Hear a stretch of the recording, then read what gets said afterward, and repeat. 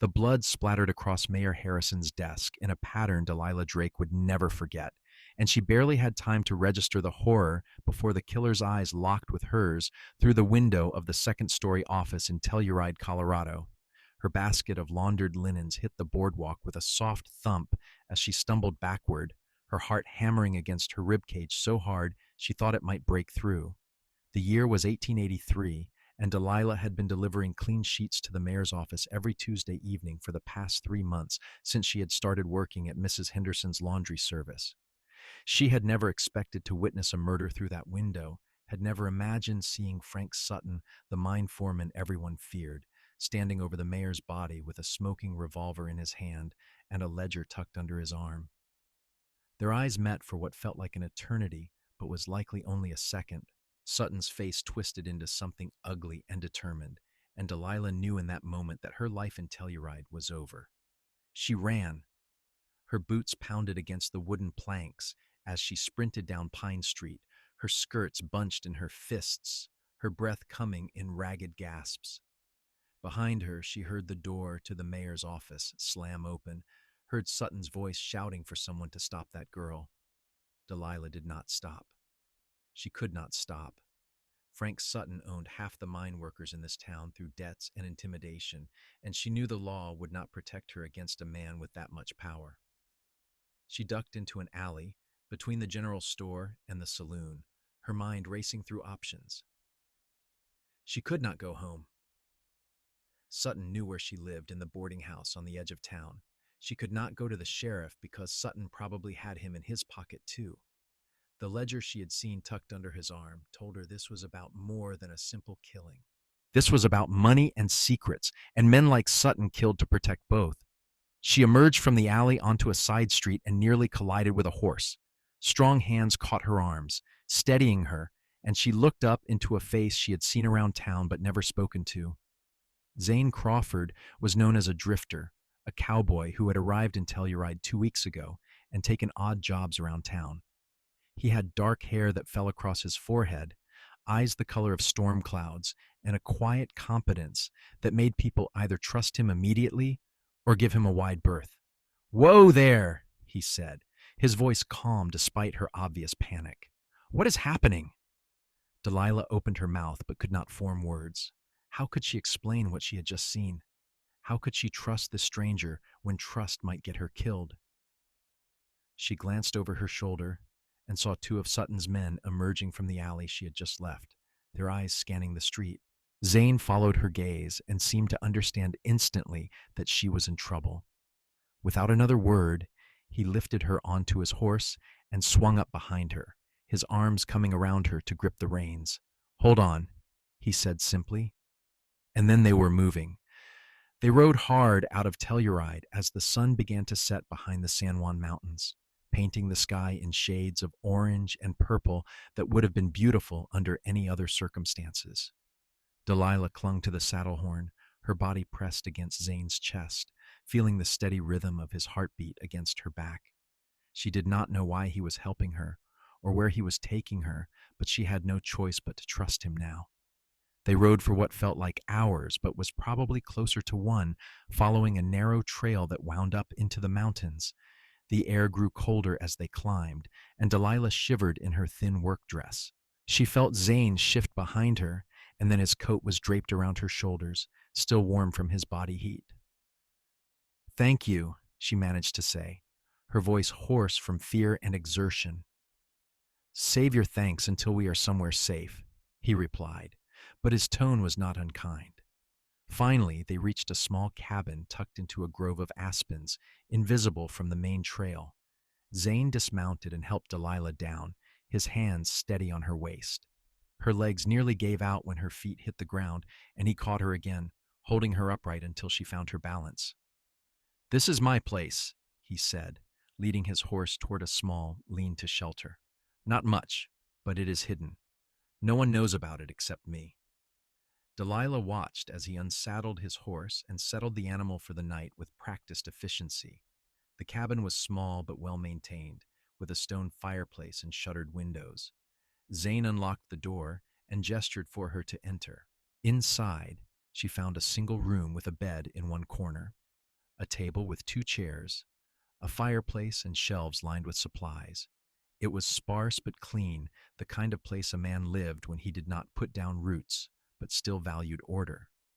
Zane lit a lamp and began building a fire, while Delilah stood in the middle of the room, still shaking. Now that the immediate danger had passed, the reality of what she had witnessed came crashing down on her. She had seen a man murdered. She had seen Frank Sutton kill Mayor Harrison in cold blood. She was a witness to a crime that powerful men would want buried, along with anyone who knew about it. "Sit down before you fall down," Zane said, pulling out one of the chairs. Delilah sank into it gratefully, watching as he worked. The fire caught quickly, filling the room with warmth and flickering light. Zane filled a kettle with water from a barrel and hung it over the fire, then pulled out a tin of coffee. "Now," he said, settling into the chair across from her, "do you want to tell me what happened?" Delilah wrapped her arms around herself, his coat still draped over her shoulders. She studied his face, trying to decide if she could trust him. He had kind eyes, she decided, and he had helped her without asking questions or demanding explanations.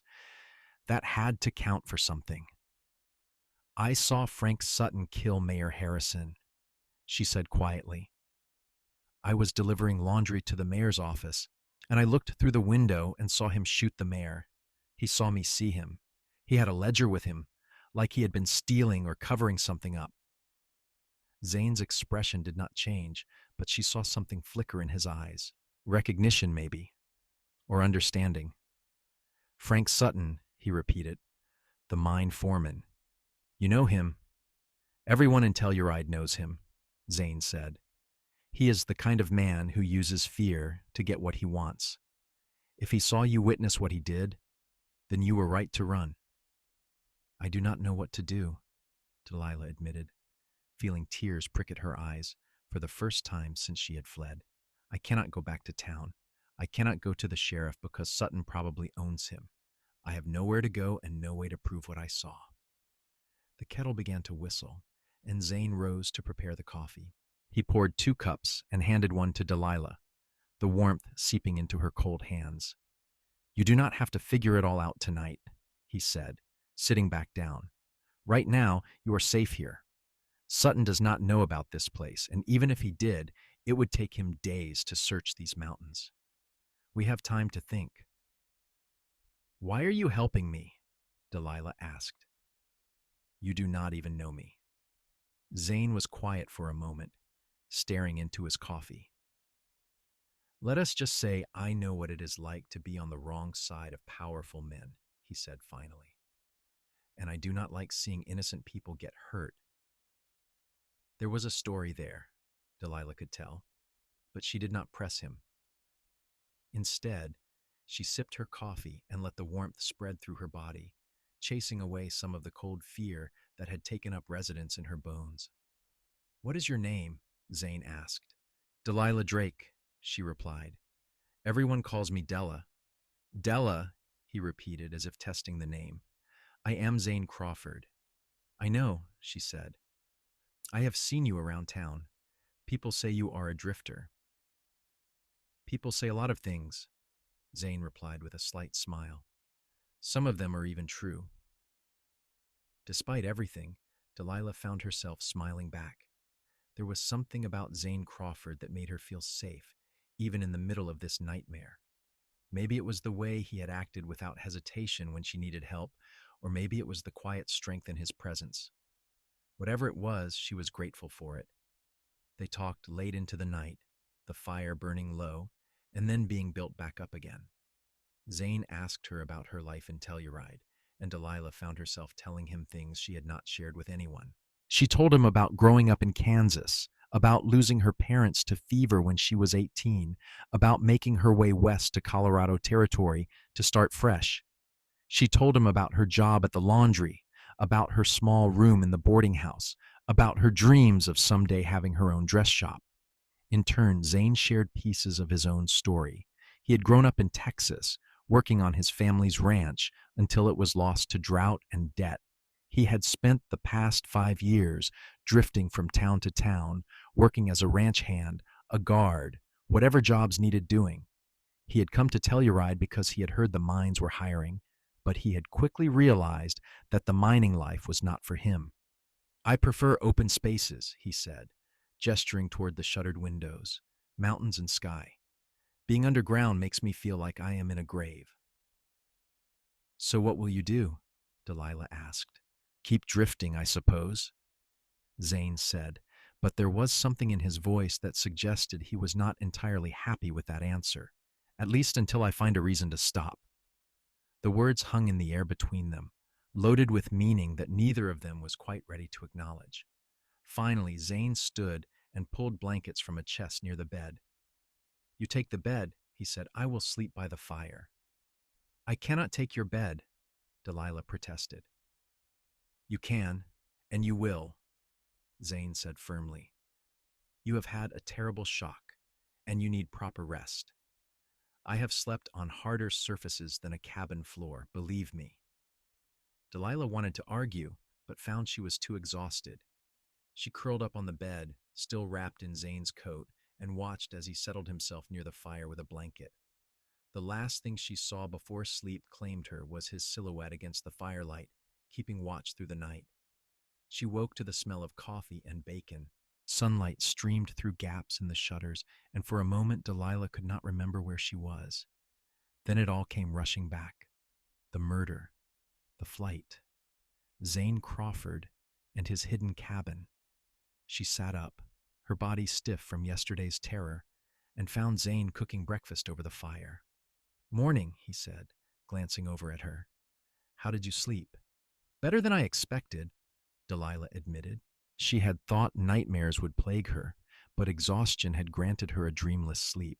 What time is it? Near 8, Zane replied, dishing bacon and beans onto 2 tin plates. I have been thinking about your situation. Delilah accepted the plate he handed her, suddenly ravenous. And? Sutton will be looking for you, Zane said, settling across from her with his own breakfast. He will have men watching the roads out of Telluride, checking the stage stops. He will search the boarding house and question anyone who knew you. Delilah's appetite faded. So I am trapped. Not trapped, Zane corrected.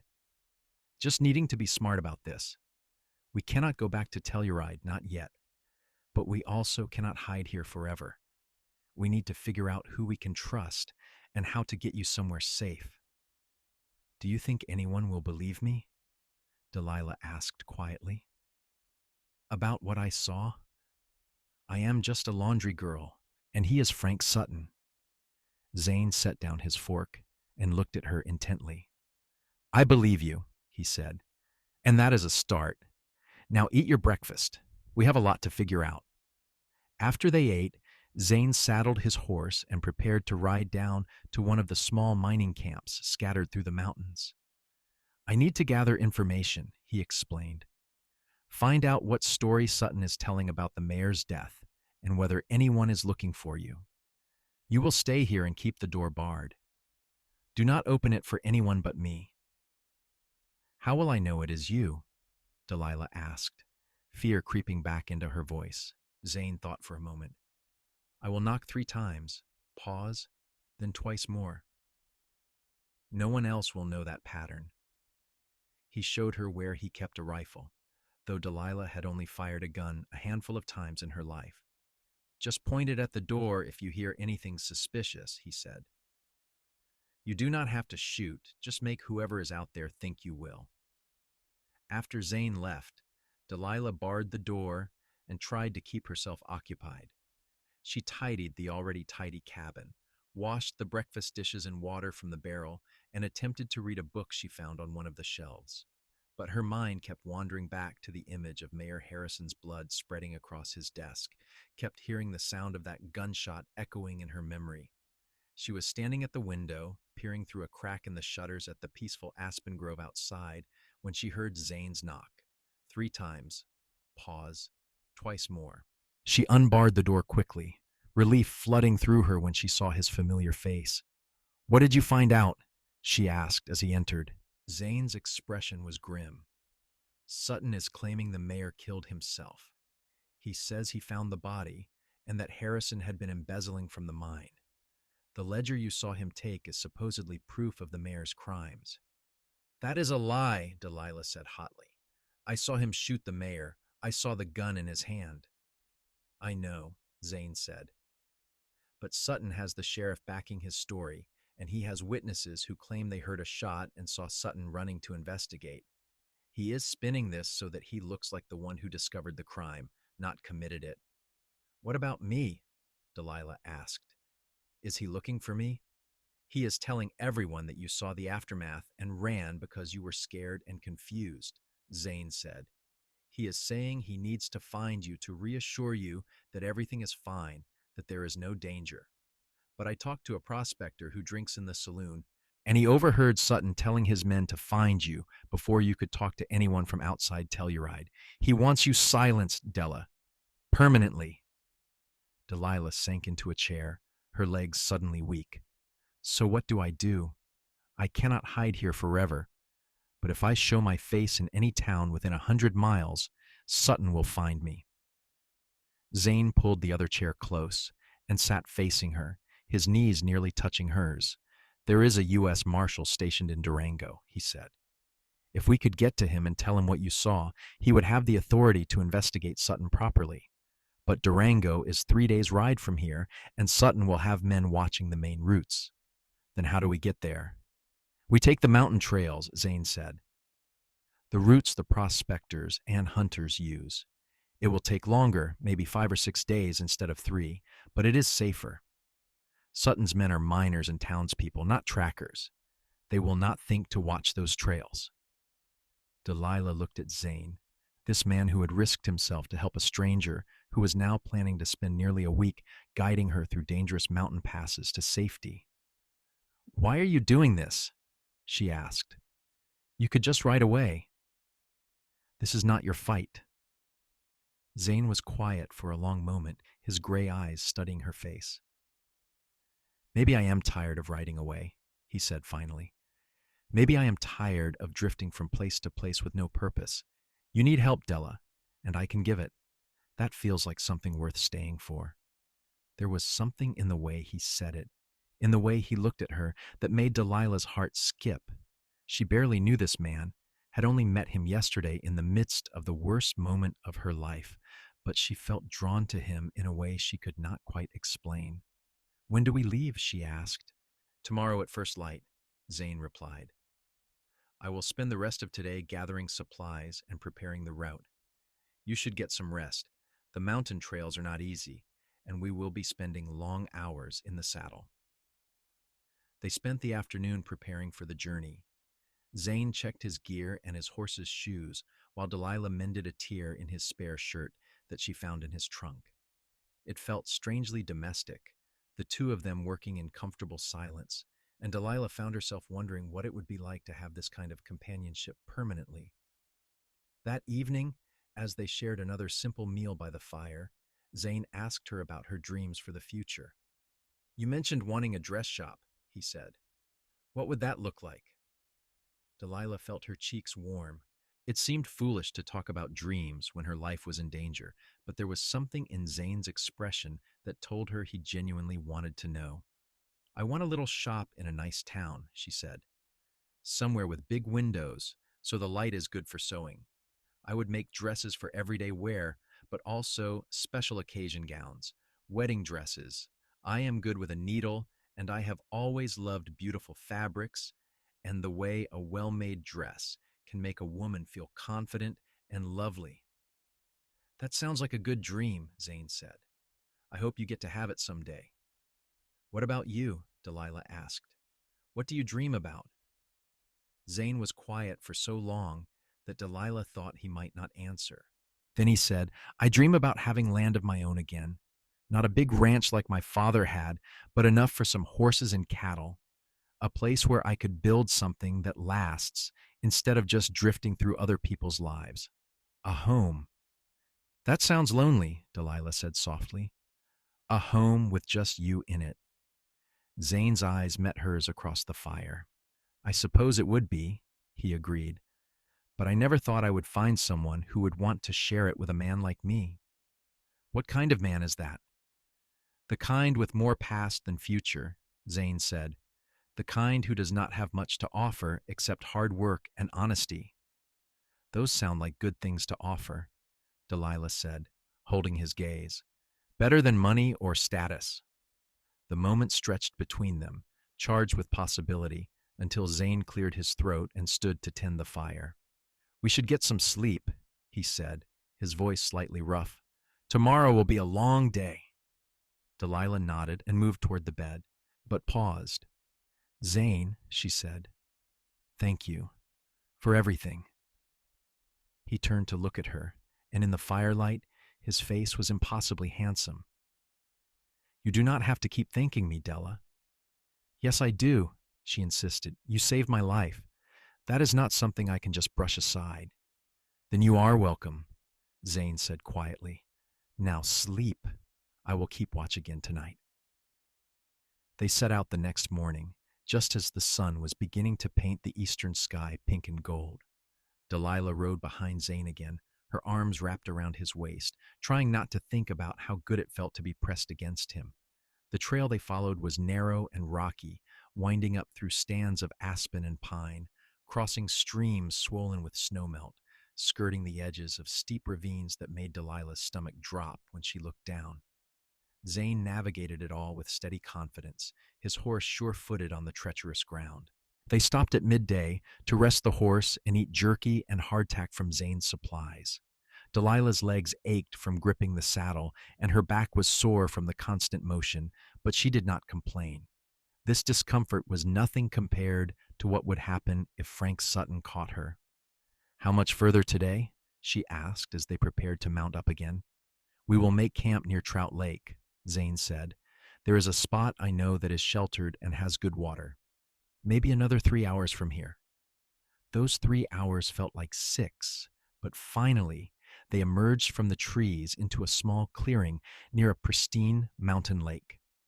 The water was so clear that Delilah could see rocks on the bottom, and the surrounding peaks reflected perfectly on its still surface. Despite her exhaustion and fear, she caught her breath at the beauty of it. It is incredible, she said, as Zane helped her dismount. One of my favorite spots in these mountains, Zane admitted. I camped here for a week when I first came to this area, just watching the seasons change on the peaks. They set up a simple camp. Zane built a small fire while Delilah filled their canteens with the cold, sweet lake water. As darkness fell and stars began to emerge overhead, they sat by the fire, wrapped in blankets, against the mountain chill. Tell me something about yourself that no one else knows, Zane said suddenly. Delilah looked at him in surprise. Why? Because we have been through something intense together, but I realize I do not really know you, he said. I want to know you, Della. The real you, not just the frightened woman running from danger. Delilah considered this. I sing when I work, she said finally. At the laundry, when no one else is around. Old hymns my mother taught me. Folk songs, whatever comes to mind. It makes the work feel less tedious. I would like to hear you sing sometime, Zane said. What about you? Delilah asked. What is something no one knows about Zane Crawford? He poked at the fire with a stick, sending up a shower of sparks. I write letters to my sister, he said. She died when I was 16. Fever took her, but I still write to her sometimes when I have something important to figure out. It helps me think clearly. I am sorry, Delilah said softly. About your sister. Her name was Sarah, Zane said. She would have been 27 now if she had lived. She wanted to be a teacher. She used to say that education was the key to making the world better. She sounds like she was wise. She was, Zane agreed. She would have liked you, I think. They fell into a comfortable silence, watching the fire burn down. Delilah found herself studying Zane's profile in the flickering light, the strong line of his jaw, the way his hair fell across his forehead. She wondered what it would be like to reach out and touch him, to trace the curve of his cheekbone with her fingers. As if sensing her gaze, Zane turned to look at her. What are you thinking about? He asked. You, Delilah admitted before she could stop herself. I am thinking about how strange it is that we met the way we did, in the middle of such horror, but how I cannot imagine getting through this with anyone else. Zane's expression softened. I know what you mean, he said. I feel like I have known you longer than 2 days. Is that foolish? Delilah asked. To feel connected to someone so quickly? Maybe, Zane said. Or maybe sometimes you just know when something is right. He reached out and took her hand, his calloused fingers warm against hers. Delilah's breath caught at the contact, at the electricity that seemed to spark between them. They sat like that for a long moment, hands clasped, eyes locked, the rest of the world falling away. Della, Zane said, his voice low, I need to tell you something. What? When we get to Durango, when you talk to the marshal and this is all over, you will be free to go wherever you want, to build that dress shop, to start fresh. You will not owe me anything. I know that, Delilah said, confused by where this was going. But I want you to know that if you wanted, Zane continued, if you felt the same way I am starting to feel, you would not have to go alone. I would come with you wherever you wanted to go. I would help you build that shop, build that life. Delilah's heart hammered in her chest. What way are you starting to feel? Zane lifted her hand to his lips and kissed her knuckles gently. Like maybe my drifting days could be over, he said. Like maybe I found that reason to stop moving that I have been looking for. Zane, Delilah whispered. You do not have to answer now, he said quickly. I know this is not the time or place for this conversation. You have been through something terrible, and you need time to process everything. I just wanted you to know that when you are ready, when you have had time to think, I will be here. Take all the time you need, and tell me when you are ready. Those words, that simple promise, felt like a lifeline. Delilah squeezed his hand. Thank you, she said, for understanding, for being patient.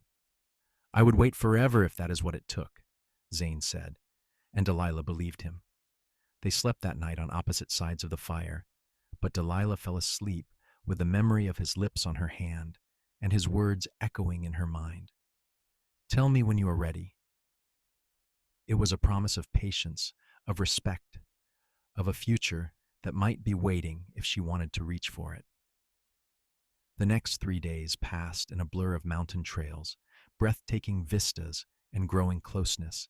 Zane taught Delilah how to read the signs of the wilderness, how to find north by the moss on the trees, how to predict weather by watching the clouds. She taught him the words to some of her favorite songs, and sometimes, as they rode, she would sing softly, feeling his chest rumble with laughter or pleasure against her back.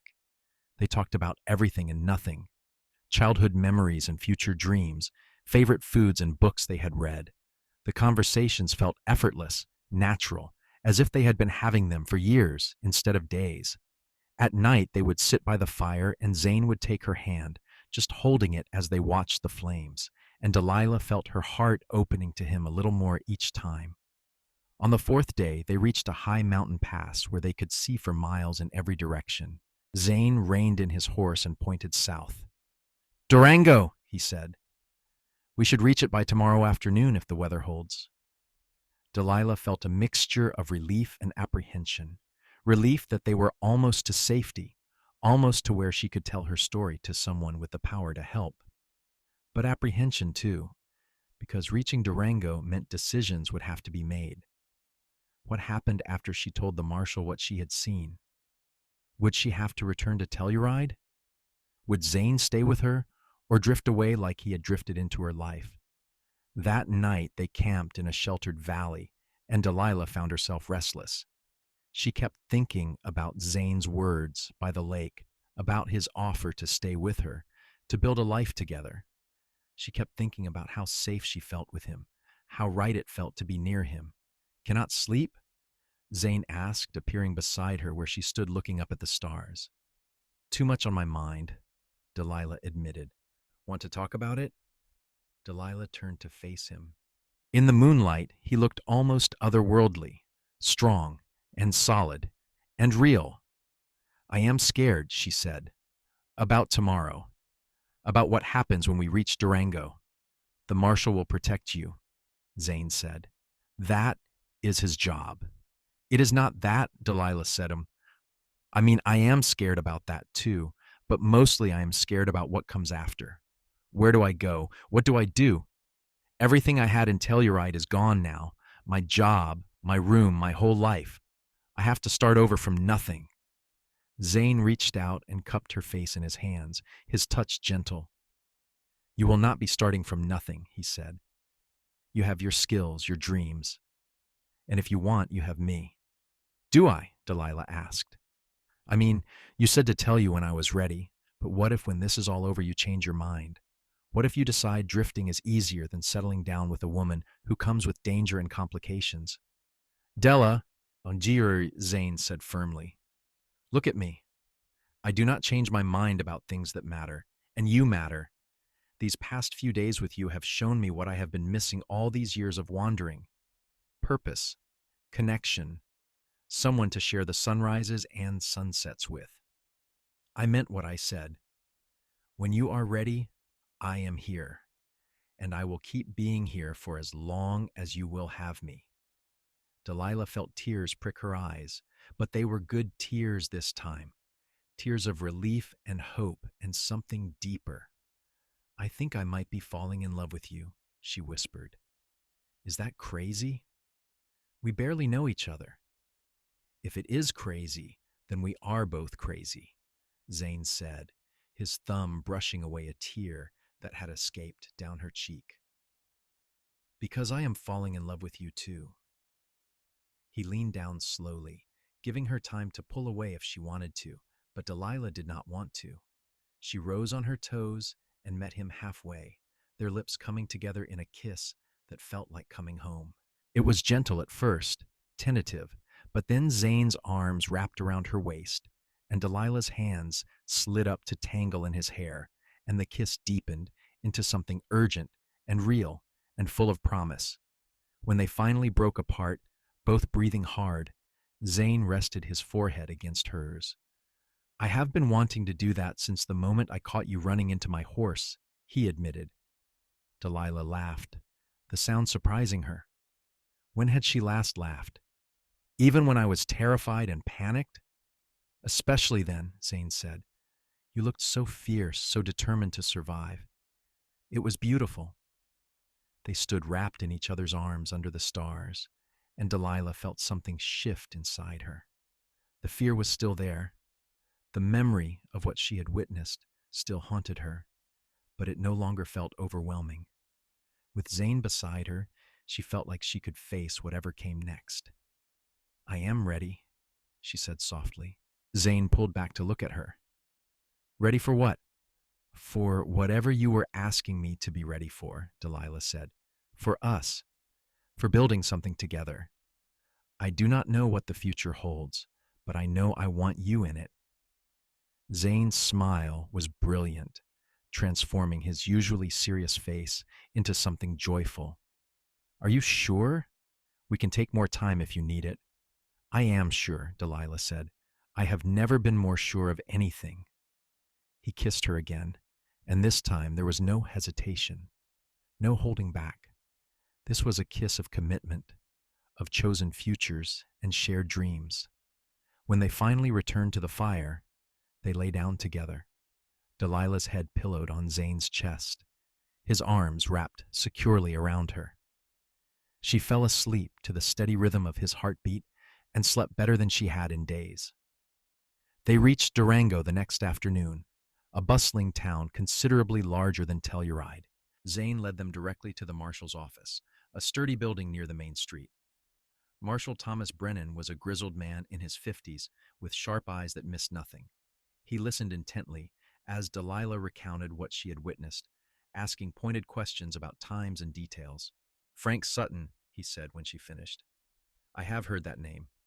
There have been rumors about irregularities at the Telluride mines for months, but nothing concrete enough to investigate. If what you are saying is true, Miss Drake, then Sutton killed the mayor to cover up his embezzling. It is true, Delilah said firmly. I know what I saw. Marshal Brennan studied her for a long moment, then nodded. I believe you, he said. But getting justice will not be easy. Sutton is a powerful man with powerful friends. We will need more than your testimony to bring him down.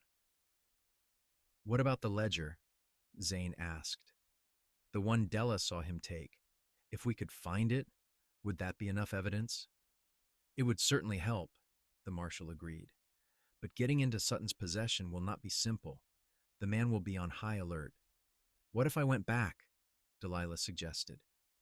If I showed up in Telluride and let Sutton think I believe his story about the mayor's suicide, maybe I could get close enough to find where he is keeping the ledger.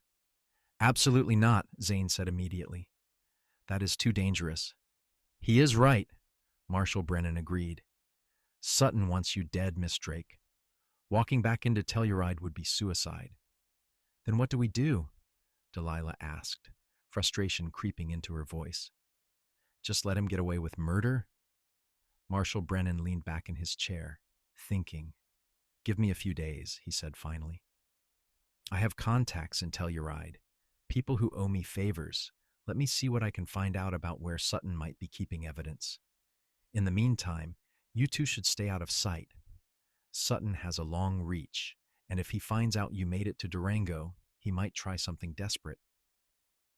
Zane found them a room at a small boarding house on the edge of town, a place run by a widow named Mrs. Hartley, who asked no questions as long as the rent was paid. The room was small but clean, with a real bed and windows that looked out over a garden. I can sleep on the floor, Zane said as they stood in the doorway. Delilah took his hand. You do not have to, she said. We are together now, remember?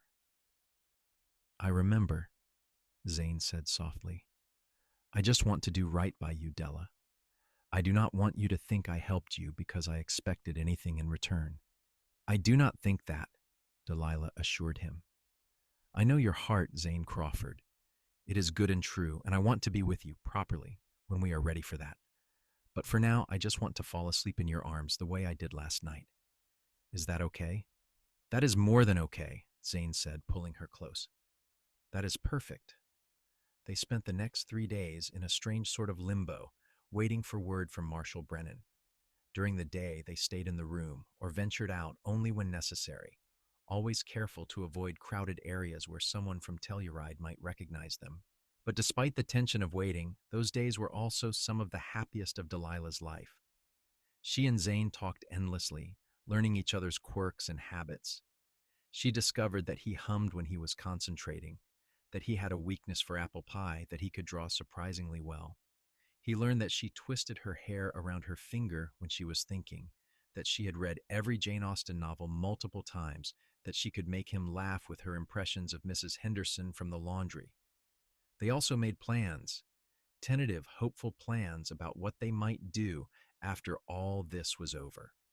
Zane talked about a valley he had seen once in New Mexico territory, good land with water and grass for grazing.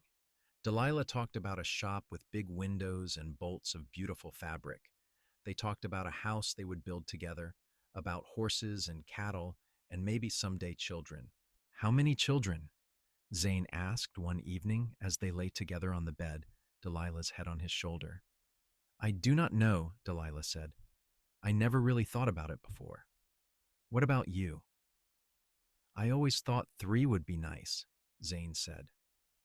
Enough to not be lonely, but not so many that you cannot give them all attention. But I would be happy with whatever came, as long as they had you for a mother. Delilah turned to kiss him, a slow, sweet kiss that communicated everything she could not quite put into words yet. She loved this man, she realized, completely, entirely, without reservation. It had happened so fast, but it felt so right. On the 4th day, Marshal Brennan sent word for them to come to his office. They went nervously, wondering what news he had. The marshal was not alone when they arrived. With him was a young man with a rifle and a hard look in his eyes. This is Deputy James Parker, Brennan said. He has just arrived from Telluride with some interesting news. What kind of news? Zane asked. Frank Sutton is dead, Deputy Parker said bluntly. Delilah gasped. What? How? Killed 2 nights ago in his own home, the deputy continued. Shot in the back of the head. The sheriff found a ledger on Sutton's desk, and it detailed years of embezzlement from the mine company. Looks like Sutton had been stealing from the owners and using the money to buy up property and influence. The mayor must have discovered it. Who killed Sutton? Zane asked. That is the interesting part, Marshal Brennan said. One of Sutton's own men confessed, said he could not live with what they had done to the mayor, said Sutton was planning to kill Miss Drake if they found her. He decided to take matters into his own hands. Delilah sank into a chair, her legs suddenly weak. So it is over? She asked. I am safe. You are safe, Marshal Brennan confirmed. With Sutton dead and the ledger recovered, the whole conspiracy is falling apart. Several of his associates have been arrested, including the sheriff. Your testimony will still be needed for the formal inquest, but you are no longer in danger. Delilah felt tears streaming down her face, and Zane was there immediately, kneeling beside her chair and taking her hands. It is okay, he murmured. You are okay. It is over. I cannot believe it, Delilah said through her tears. I thought I would be running for the rest of my life. You do not have to run anymore, Zane said gently. You are free, Della. Free to go anywhere. Do anything. She looked at him through her tears and saw the question in his eyes. Now that the danger was past, now that she did not need his protection anymore, what would she choose? Would she still want him? I choose you, she said clearly. I choose us. That has not changed. The relief and joy on Zane's face was beautiful to see. He pulled her into his arms, holding her tight, and Delilah knew she had made the right choice. They returned to Telluride a week later for the inquest. It was strange walking through the town that had been her home, knowing that everyone now knew about the mayor's murder and Frank Sutton's crimes. People stared at her on the street, some with sympathy, some with curiosity.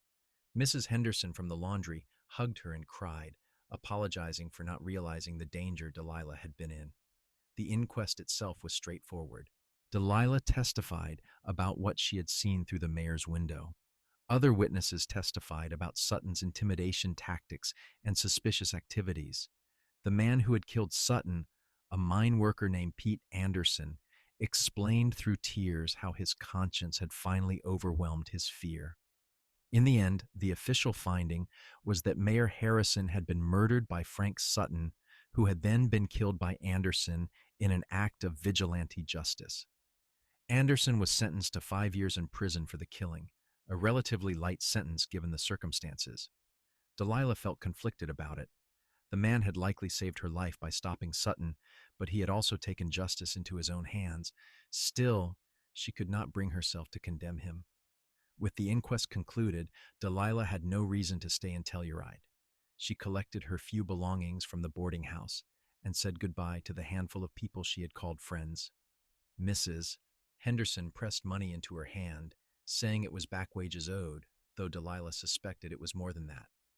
Where will you go? Mrs. Henderson asked. South, Delilah said, glancing at Zane, who waited nearby with the horses. New Mexico Territory. We are going to start a ranch. We? Mrs. Henderson asked with a knowing smile. We, Delilah confirmed, and could not keep the happiness from her voice. They left Telluride on a bright October morning, the aspens turning gold on the mountainsides.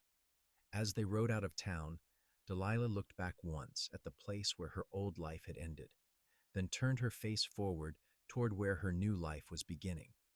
The journey to New Mexico Territory took 3 weeks. They traveled slowly, savoring the time together, stopping in small towns along the way. In Santa Fe, Zane bought Delilah a simple gold ring, and they were married by a justice of the peace in a ceremony that was short but heartfelt. Delilah wore a new dress she had purchased with Mrs. Henderson's money, a simple blue calico that made her eyes shine, and Zane wore his best shirt with his hair slicked back. They had no guests, no flowers, no fuss, but when Zane slipped the ring on her finger and kissed her as his wife Delilah felt like the luckiest woman alive. They spent their wedding night at a small hotel, and it was everything Delilah had hoped for: tender and passionate, awkward and perfect, full of whispered promises and gentle touches. Afterward, as she lay in Zane's arms, his fingers tracing lazy patterns on her shoulder, Delilah marveled at how much her life had changed in just 2 months. "What are you thinking?" Zane asked, his voice sleepy and content. "I am thinking that I should have thanked Frank Sutton," Delilah said. Zane propped himself up on one elbow to look at her. "What?" "Not for the murder," Delilah clarified quickly, "but for chasing me into your path. If I had not witnessed what I did, if I had not been running for my life that night, I would never have met you. I would still be washing sheets in Telluride, dreaming about a life I was too scared to reach for. Instead, I am here, married to the man I love, about to start the adventure of building a life together. It is horrible that the mayor died, and I would undo that if I could, but I cannot be sorry for what it brought me to." Zane kissed her forehead. "I know what you mean," he said. "Sometimes terrible things lead to beautiful things. That does not make the terrible things right, but it does make the beautiful things more precious." They found their valley 2 weeks later, tucked into the foothills of the Sangre de Cristo Mountains. It had everything Zane had described: water from a clear running creek, grass for grazing, timber for building, and a view that stretched for miles. The land was available through the Homestead Act, and Zane filed the necessary papers in the nearest town. That first winter, they lived in a dugout shelter carved into a hillside, primitive but warm.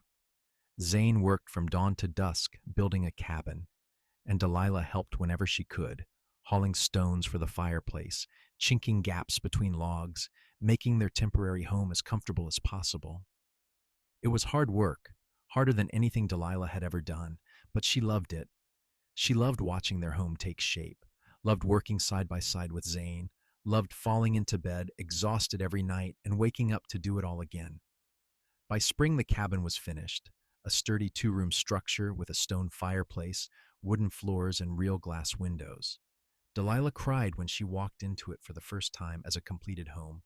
Zane had even built her a corner with good light where she could set up a sewing area. "For your dress shop," he said. "Someday we will have a house big enough for a proper workroom, but for now, this is yours." Delilah kissed him until they were both breathless. "It is perfect," she said. "You are perfect." "I am far from perfect," Zane said with a laugh, "but I am yours." They bought their first cattle that spring, a small herd of 10 cows and a bull. Zane also acquired 2 horses to add to his original mount, and Delilah learned to ride properly so she could help with the work. She learned to rope and brand, to doctor sick animals, to read the signs of weather and predators. Her hands grew calloused, her face tanned, and she had never felt more alive. In the evenings, after the work was done, they would sit on the porch Zane had built and watch the sun set over their valley. Sometimes Delilah would sew while Zane whittled, working on a toy box he was making in anticipation of future children. Sometimes they would just sit close together, holding hands, talking about their day or their dreams or nothing at all. "Do you ever regret it?" Zane asked one evening. "Giving up the idea of the dress shop?" "I have not given it up," Delilah said. "Just postponed it. And anyway, I would rather be here with you, building this life, than anywhere else in the world. The shop can wait. This cannot." By the time their first anniversary rolled around, Delilah was pregnant. She had suspected for a few weeks, feeling the telltale signs, but she waited until she was sure before telling Zane. She broke the news on the evening of their anniversary, after they had finished a special dinner she had prepared. "I have a gift for you," she said, taking his hand and placing it on her still flat stomach. Zane looked confused for a moment, then understanding dawned in his eyes. "Della, are you saying what I think you are saying?" "We're going to have a baby," she said, watching joy transform his face. Zane let out a whoop and swept her up in his arms, spinning her around until she laughed and begged him to put her down. I am going to be a father, he said, wonder in his voice. We are going to be parents. Are you happy? Delilah asked, though she could see the answer written all over his face. Happy does not even begin to cover it, Zane said, pulling her close. I love you, Della Crawford. I love you and our baby and this life we are building together. The pregnancy progressed smoothly. Delilah continued to work around the ranch as much as she could, though Zane fussed over her constantly, worried she was doing too much. She took it in stride, knowing his concern came from love. As her belly grew, Zane began working on additions to the cabin. He built a nursery, carefully crafting a cradle from smooth pine. Delilah sewed baby clothes and blankets, her fingers flying over the fabric with practiced ease. They debated names endlessly, finally settling on William if it was a boy and Lily if it was a girl. Their son was born on a cold February morning in 1885, assisted by a midwife from the nearest town who had come to stay with them the week before. It was a long, difficult labor, and there were moments when Delilah was sure she could not go on. But Zane stayed with her the whole time, holding her hand, wiping her forehead, murmuring encouragement, and finally, after hours of struggle, their son entered the world with a lusty cry that made both parents weep with relief. William, Delilah said, holding the tiny bundle against her chest. Our William. Zane reached out with a trembling finger to touch his son's tiny hand, and the baby grasped it with surprising strength. He is perfect, Zane said, his voice thick with emotion.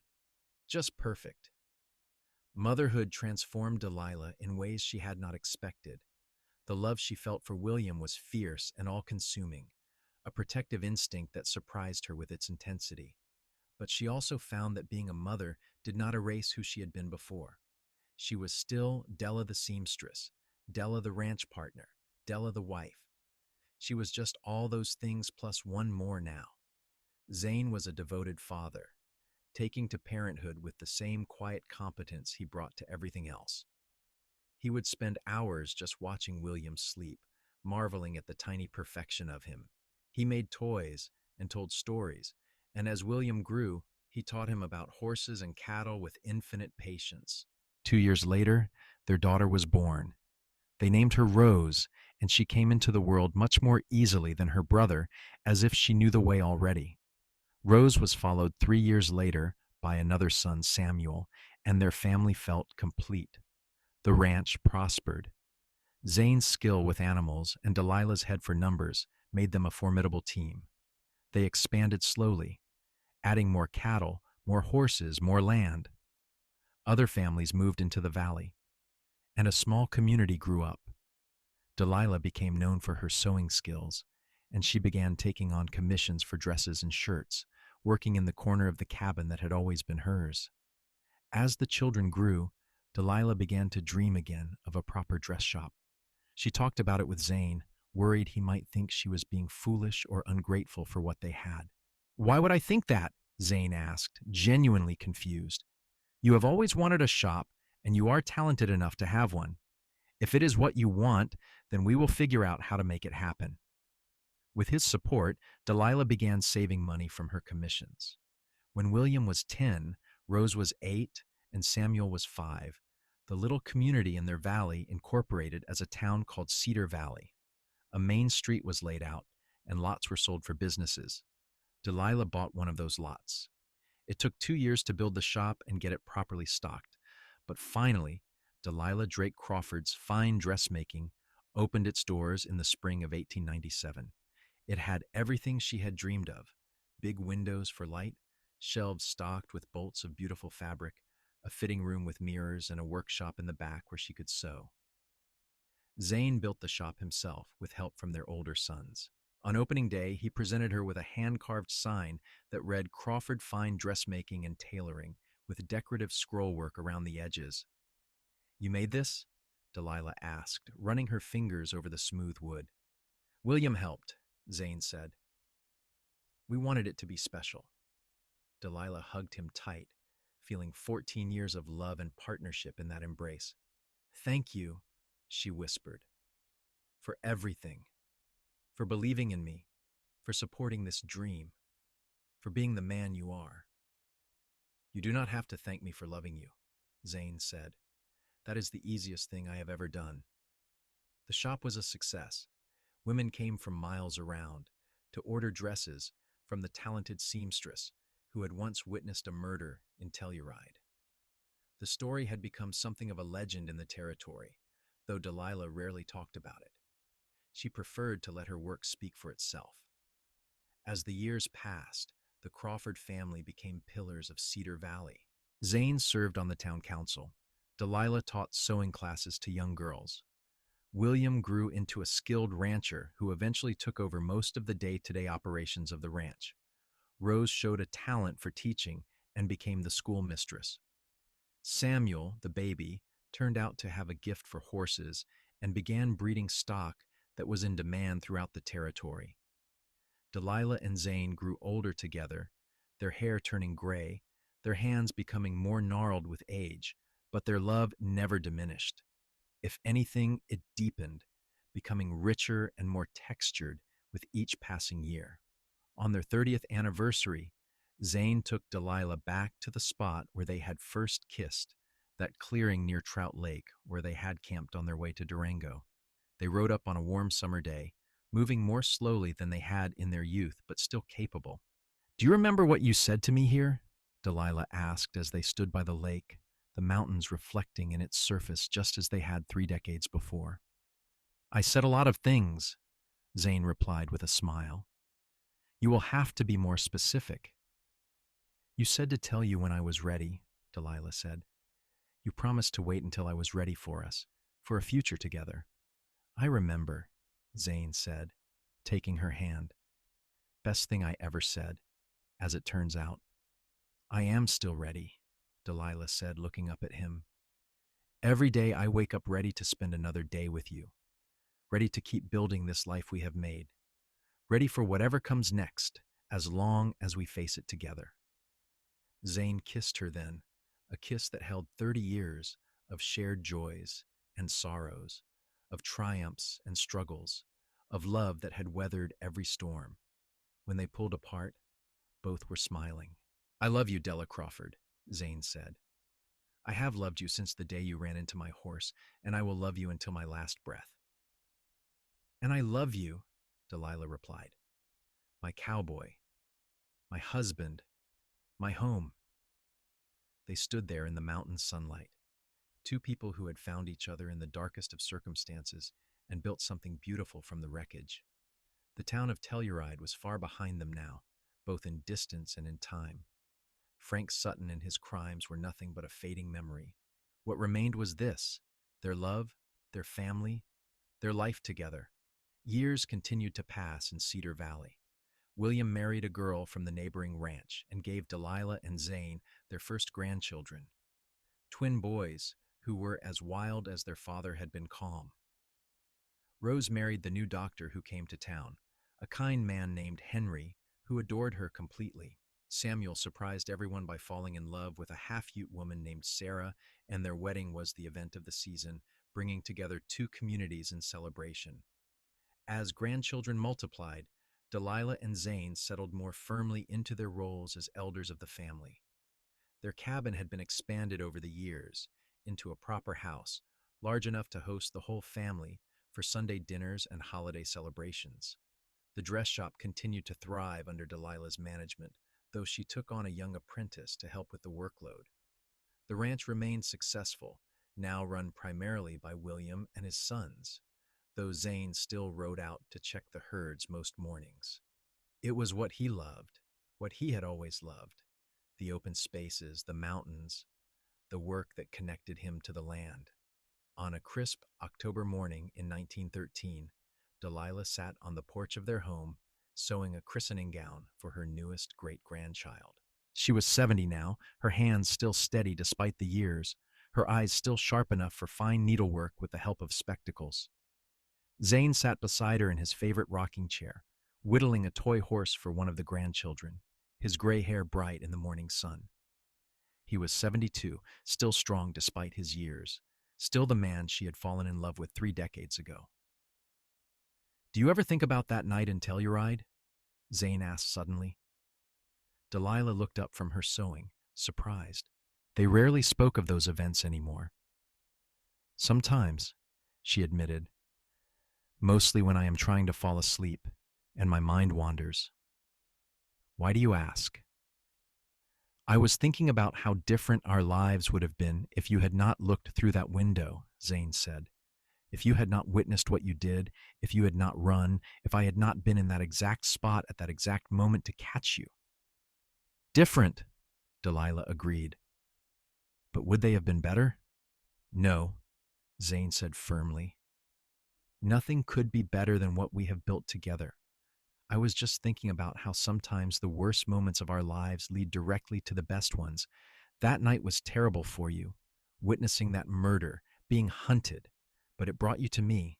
It set us both on the path that led here, to this porch, to this life, to this family.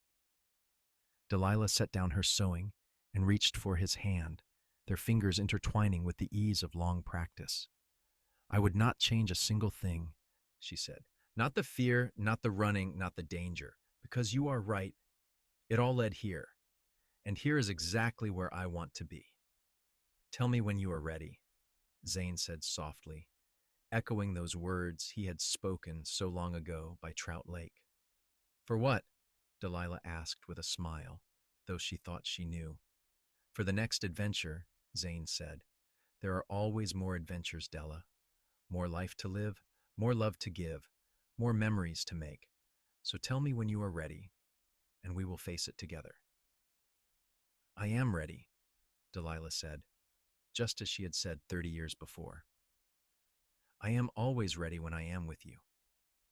They sat together in the morning sun, two people who had survived darkness and built a life in the light. Around them, their valley thrived, filled with the children and grandchildren and great-grandchildren of their love. The dress shop on Main Street bore Delilah's name, a testament to dreams achieved. The ranch stretched across acres of good land, a testament to hard work and partnership. Inside the house, Delilah could hear Rose helping prepare lunch, while Sarah taught one of the younger grandchildren a Ute song. William's voice drifted from the barn, where he was working with his sons. The sounds of family, of life, of love continued all around them. Zane squeezed her hand, and Delilah squeezed back. They had come so far from that terrifying night in Telluride when she had witnessed murder and fled for her life. They had come so far from that moment when a frightened young woman had run into a stranger's horse and found salvation. They had built something extraordinary from those dark beginnings, something that would last long after they were gone. The sun climbed higher in the Colorado sky, warming the mountains and valleys that had become their home. Delilah picked up her sewing again, and Zane returned to his whittling, and life continued its gentle rhythm around them. They had found their happily ever after, not in spite of how they had met, but because of it. They had survived the bad to find the good. They had fled from darkness and run straight into light. They had taken tragedy and transformed it into triumph. And through it all, they had loved each other with a fierce, enduring devotion that had weathered every storm and celebrated every joy. As Delilah worked on the christening gown, she thought about the new life that would wear it, about the generations that would follow, about the legacy of love and strength that she and Zane were leaving behind.